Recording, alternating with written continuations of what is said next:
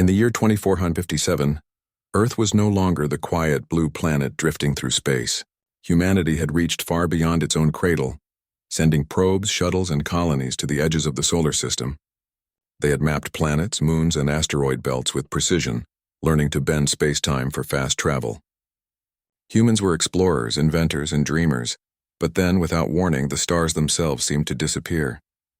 Ships leaving the orbit of Saturn were mysteriously rerouted. They were not destroyed. They simply could not pass beyond the invisible boundary. Communications from deep space explorers reported strange phenomena. Instruments spinning, navigation systems failing, and a sensation, almost like the universe itself was pushing them back. Scientists called it the barrier.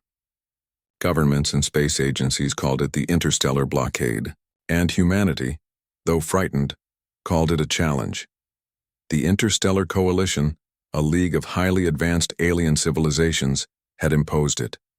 Why they had done it remained a mystery. No messages, no warnings, no threats. Only the silent, invisible hand that kept humans trapped inside their solar system. In the heart of Geneva, inside a vast glass and steel complex called the Earth Space Authority headquarters, Dr. Amina Rao stared at the main display board. She was a brilliant mathematician and engineer, known for her unconventional thinking. On the screen were real-time trajectories of 6 ships approaching the barrier. Each had slowed, wobbled, and finally been returned to the inner solar system. Again, Amina muttered. Her assistant, a young engineer named Leo Chen, shook his head. They're not attacking. They're just watching, Leo said quietly. Every time we get close, the barrier stops us. Nothing else. No communication. No warning, just nothing, Amina frowned. It's like the stars themselves have decided we are not ready. For weeks, humanity tried every method to pierce the barrier. Magnetic fields, wormhole generators, quantum drives, all failed. Every calculation, every experiment ended the same way. Ships bounced back. But the humans were not ready to give up. In an old, dusty archive under the ruins of the first moon base, Amina discovered something unusual. It was a code name buried in classified documents, ZEUS. There were no detailed plans, only fragments, sketches, and notes written by a forgotten generation of scientists. ZEUS was not a ship. It was not a weapon. It was something far more extraordinary. A quantum intelligence system designed to awaken if humanity ever faced cosmic isolation.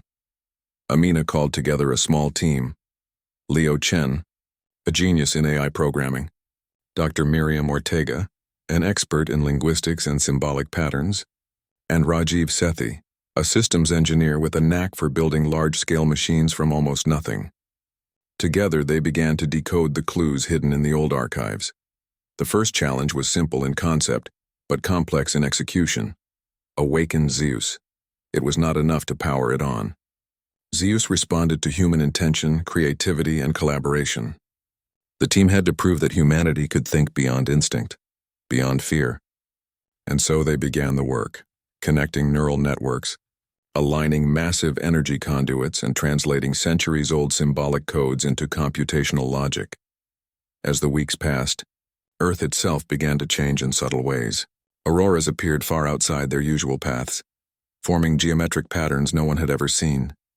Satellites realigned themselves as if guided by unseen hands. Even city lights flickered in strange rhythms, hinting at the awakening intelligence beneath the surface. At first, the team was skeptical. Is this a coincidence? Leo asked one night, staring at the glowing aurora over the Alps. No, Amina said, her eyes fixed on the display showing Zeus's energy fluctuations. ZEUS is waking up. Slowly, the dormant system came alive. Deep beneath the Earth, in a network of tunnels and energy nodes, Zeus's core pulsed like a heartbeat. A soft hum filled the room as data streams flowed faster than thought. For the first time in centuries, a human-made intelligence began to understand humanity, not as a collection of individuals, but as a single creative species capable of astonishing innovation. ZEUS did not speak. Not yet. It communicated in patterns, in energy pulses, and mathematical harmonics. The team learned to respond. They sang, in a sense, not with voices but with symbols, calculations, and synchronized energy pulses. ZEUS listened. ZEUS understood.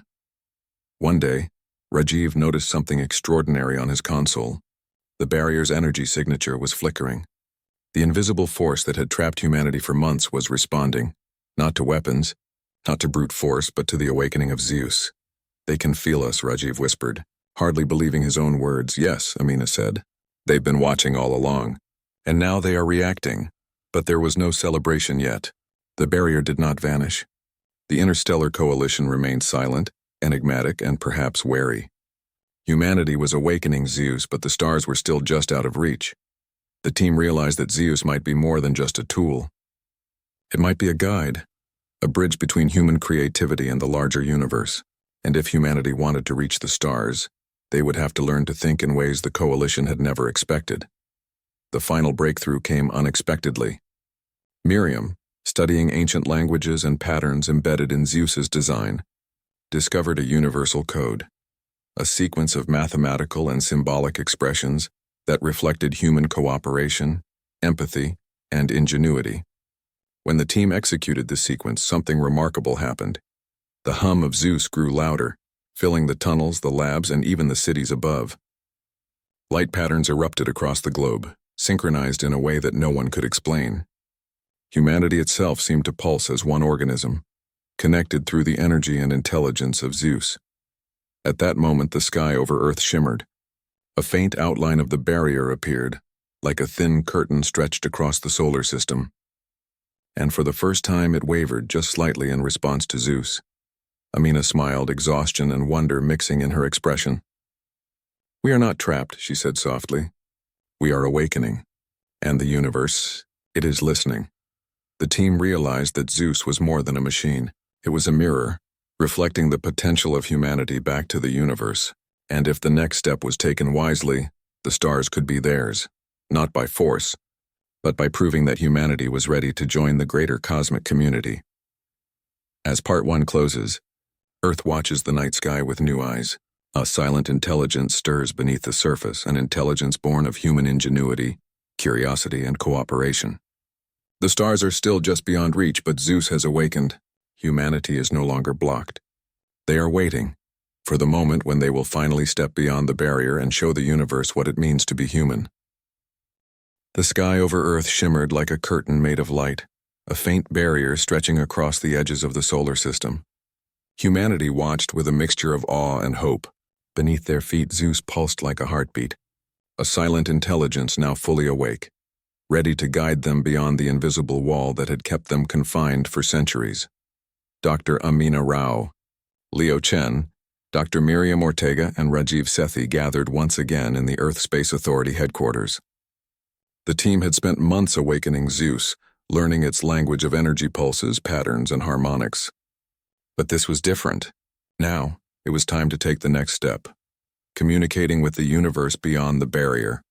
"ZEUS is showing a pattern," Miriam said, pointing at a glowing display. "It's not just responding to us anymore, it's trying to connect with the barrier itself.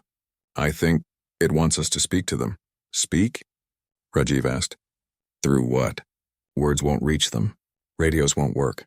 Even light signals get blocked. Not words." ZEUS's core pulsed in response, a rhythm almost musical. Symbols, patterns, resonance. The team realized that the barrier was not just a wall, it was a test. The Interstellar Coalition wasn't trying to harm humans. They were observing, curious to see if humanity could solve a problem without using violence. Leo smiled, a hint of excitement in his tired eyes. "So, they want to see what we can do with our minds, our creativity, and our cooperation?" "Yes," Amina said. "And ZEUS can help us prove it." The next weeks were unlike anything humanity had experienced. Across the globe, scientists, engineers, artists, and musicians worked together, guided by ZEUS. They created what Miriam called the Universal Symphony, a message that combined mathematics, light, music, and neural patterns, all synchronized through ZEUS's intelligence. In the deserts of Africa, massive mirrors reflected sunlight in precise patterns. In the mountains of South America, giant crystal arrays pulsed with energy. Cities lit up in rhythmic sequences, invisible signals passing through the atmosphere. Everywhere, humans contributed, artists, mathematicians, and ordinary people joining in a global, coordinated effort. ZEUS monitored and amplified the message, translating human creativity into a signal the universe could understand. Every calculation, every note of music, Every beam of light carried a single idea. Humanity is ready to explore, to understand, and to create, not to conquer or destroy. As the first signals reached the barrier, something remarkable happened. The invisible wall trembled, rippling like water disturbed by a pebble. Energy patterns flowed through it, responding not to aggression but to human intention and imagination. Amina watched the display in disbelief.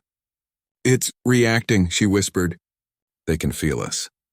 ZEUS pulsed brighter, as if approving her words. The hum of the system filled every lab, every home connected to the network. It was as though the planet itself had become an instrument, and every human a note in a symphony of intelligence. Then came the first contact. Not a voice, not a message in a language humans understood, but a series of energy pulses, patterns that ZEUS interpreted. The interstellar coalition was responding, not with hostility but with curiosity and wonder. They were seeing humanity in a way they had never imagined. A species capable of intelligence, empathy, and cooperation on a planetary scale. The team realized the implications. This was not about breaking the barrier by force. This was about proving that humanity could think differently, rise above instinct, and solve problems with creativity and unity. Over the next few weeks, the Universal Symphony continued to grow. People around the world watched the skies with hope. Satellites guided by ZEUS reflected pulses into space. Deep space telescopes picked up strange signals, patterns unlike any natural phenomenon. Humans were sending a message not just with machines but with their collective minds, coordinated through ZEUS. Finally, the barrier began to dissolve. Slowly at first, then faster, until the invisible curtain shimmered and disappeared entirely. The stars, once unreachable, appeared in full glory over Earth. Galaxies, nebulae, and distant planets stretched across the night sky, dazzling and infinite. Humans cheered not in triumph over enemies, but in wonder at their own achievement. They had not fought. They had not destroyed. They had awakened something greater in themselves, and the universe had responded. ZEUS's core pulsed one final time, a soft, resonant message that humans could feel rather than hear. It was a message of guidance. The stars are yours, but the path is yours to choose. Remember, exploration is not about power. It is about understanding, creation, and connection. Amina, Leo, Miriam, and Rajiv stood together watching the night sky. Amina smiled. "We did it," she said. "Not with weapons. Not with force. With our minds, our hearts, and ZEUS." Across the world, people looked up and saw the same sight. Children pointed at distant stars. Scientists planned the next generation of ships. Artists painted the night sky as it had never been seen before. Humanity had not just reached the stars. They had earned the right to explore them with wisdom, imagination, and unity. The Interstellar Coalition, observing from their hidden stations, recorded every signal, every pattern, every act of cooperation. They had expected violence, instinct, and struggle. Instead, they saw creativity, empathy, and intelligence. Slowly, they began to adjust their perception of humanity. Earth was no longer a species to block or contain. It was a species to watch with respect.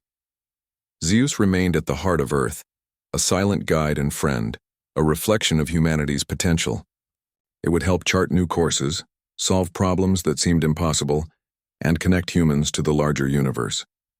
But the most important lesson had already been learned. Humans could achieve anything without harming others. As Part 2 closes, Earth looks up at the cosmos, not with fear, but with curiosity.